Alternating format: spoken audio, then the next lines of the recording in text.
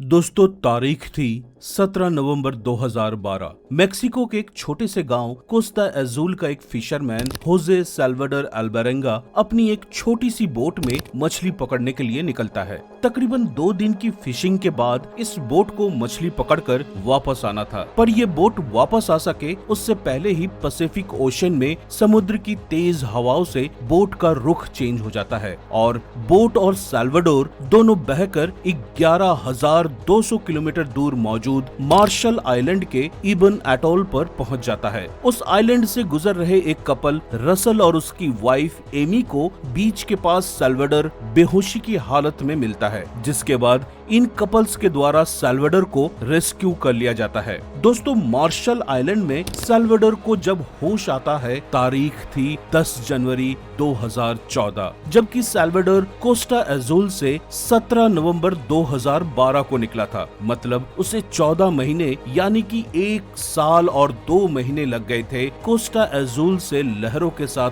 बहकर martial island पहुंचने में। आखिर विशाल पैसिफिक ओशन में साल्वाडोर बिना खाना, पानी और बिना किसी सपोर्ट के कैसे 1 साल और 2 महीने निकाल दिए? कैसे 14 महीने तक वो एक छोटे से बोट में न सिर्फ जिंदा रहा, बल्कि वो विशाल ओशियन में सरवाइव करके वहां से जिंदा निकल आया? चलिए जानते हैं आज की इस वीडियो में साल्वाडोर की इस हैरान कर देने वाली सर्वाइवल की पूरी कहानी। दोस्तों, इस कहानी की शुरुआत होती है 17 नवंबर 2012 को। रोज की तरह इस दिन भी साल्वाडोर ने अपने बोट में फिशिंग जाने का फैसला करता है, लेकिन उसका साथी जो हमेशा उसके साथ फिशिंग करने आया करता था, इस बार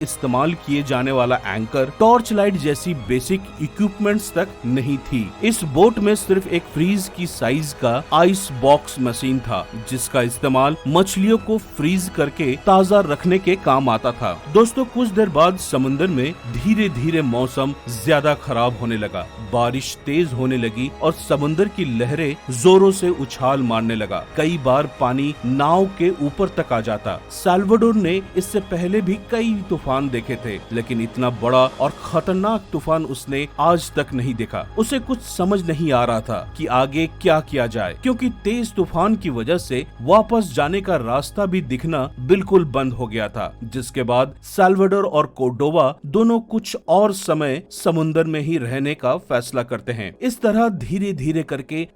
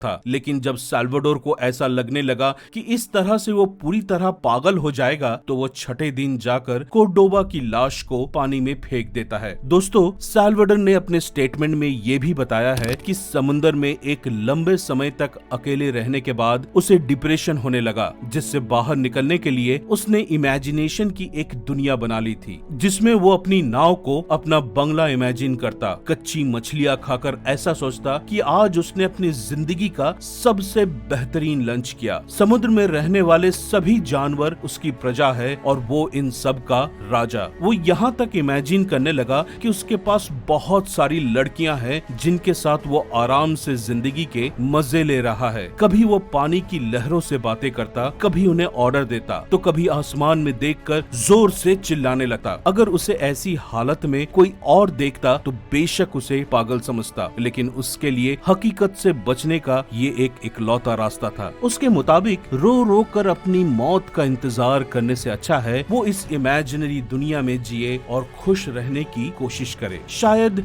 इन्हीं वजहों से इतनी सारी परेशानियां होने के बावजूद भी साल्वाडोर ने एक भी बार हार नहीं मानी। वो सभी हालातों से लड़ता रहा। उसे समंदर में करीब 400 से भी ज्यादा दिन हो गए थे। इस दौरान उसने क्या कुछ नहीं देखा। भयंकर तूफान, भारी बारिश, मेहनत से पकड़ी हुई मछलियों को फेंकना, एक दोस्त की मौत जिसका जिम्मेदार वो खुद को मानता था, से लेकर एनिमल्स को कच्चा खाना, अपना यूरिन पीना, शायद इन सभी चीजों की उसने कभी कल्पना भी नहीं की होगी। लेकिन 428 दिन यानी 1 साल 2 महीने और 11,200 किलोमीटर का लंबा सफर तय करने के बाद एक दिन ऐसा आया कि उसे दोबारा जिंदगी जीने की उम्मीद दिखाई दी। 10 जनवरी 2014 के दिन जब साल्वाडोर ने सामने देखा तो उसे जमीन जैसा कुछ दिखाई दे रहा था। उसे अपनी आंखों पर विश्वास नहीं हुआ। उसने अपनी आंखें साफ की और दोबारा देखने की कोशिश की कि कहीं ये कोई इल्यूजन तो नहीं है। लेकिन वो सच में एक आइलैंड था, एक आइलैंड जो शायद फुटबॉल के ग्राउंड से भी छोटा होगा, लेकिन उसे इन सब बातों से कोई फर्क नहीं पड़ता था। ये मार्शल आइलैंड के इबो एटोल का पार्ट था। यहाँ पर लोगों की तादाद इतनी कम है कि इस जगह को most remote place on the earth में गिना जाता है। उसने तेजी से नाव को आइलैंड की तरफ मोड़ना शुरू कर दिया। उसके शरीर में बिल्कुल भी ताकत नहीं थी, लेकिन 14 महीने बाद जमीन देखकर शायद उसके अंदर कोई एनर्जी आ गई थी। वो अपने हाथों को चप्पू की तरह इस्तेमाल करके जल्द से जल्द आइलैंड की ओर बढ़ने लगा। जब वो ऑलमोस्ट आइलैंड तक पहुंचने ही वाला था, तब वो बोट के नीचे कूद गया और किसी कछुए की तरह धीरे धीरे तैरकर आइलैंड की ओर बढ़ता रहा। तभी एक जोर की लहर आई जिसने सीधा उसे जमीन पर पटक दिया। वो रेत में लेटकर अपने दोनों हाथों को रेत से भरने लगा। वो इस रेत को देखने के लिए तरस गया था। उसके शरीर में इतनी भी ताकत नहीं थी कि वो खड़ा हो सके। एमी और रसल दोनों कपल्स कोकोनट्स कलेक्ट करने के लिए बीच पर आते थे, इसलिए वहाँ से गुजरते वक्त एमी की नजर साल्वाडोर पर पड़ जाती है। एमी अपने हस्बैंड रसल को आवाज लगाती है और फिर दोनों साल्वाडोर को उठाकर अपने घर ले जाते हैं। साल्वाडोर की हालत इतनी ज्यादा खराब थी कि उसके शरीर का सारा मांस मानो खत्म हो चुका था और उसमें अब सिर्फ हड्डियां ही बची थी। साथ ही उसके सिर और दाढ़ी के बाल काफी बुरी तरीके से बढ़ गए थे, जिस कारण उसे पहचान पाना भी बहुत ही मुश्किल था। उसकी ऐसी हालत देखकर एमी और रसल ने साल्वाडोर के लिए खाने पीने और डॉक्टर का अरेंजमेंट किया। दोस्तों, साल्वाडोर ने 14 महीने समुद्र में सिर्फ एक बोट के ऊपर अकेले बिताए थे। 1 साल के बाद रियल इंसानों को देखना उसके लिए एक अलग एहसास था, इसलिए वो एमी और रसल से घंटों बिना रुके बातें करता रहा। आप ही सोचिए दोस्तों, 1 साल 2 महीने के इतने लंबे समय के बाद और ऐसे हालात में जहां हर रोज खाने पीने के लिए जद्दोजहद करनी पड़े, पूरा वक्त विशाल समंदर में बिताना पड़े, जहां बहुत सारे खतरनाक शार्क्स, किलर व्हेल और न जाने ऐसे कितने एनिमल से आपको जान का खतरा हो, और इन सब परेशानियों से लड़कर भी सरवाइव कर पाना कितनी बड़ी बात है। तो दोस्तों, आपको साल्वाडोर की ये हैरान कर देने वाली सर्वाइवल की कहानी कैसी लगी, हमें कमेंट करके जरूर बताएं। फिलहाल आज के लिए बस इतना ही। वीडियो अच्छी लगी हो तो लाइक करें और ऐसे ही और नॉलेजेबल कंटेंट देखते रहने के लिए सब्सक्राइब करें हमारे YouTube channel ready steady knowledge को और नोटिफिकेशन बेल जरूर दबाएं ताकि हमारी सभी लेटेस्ट वीडियोस की अपडेट सबसे पहले आप तक पहुंचे। तब तक के लिए अलविदा, जय हिंद।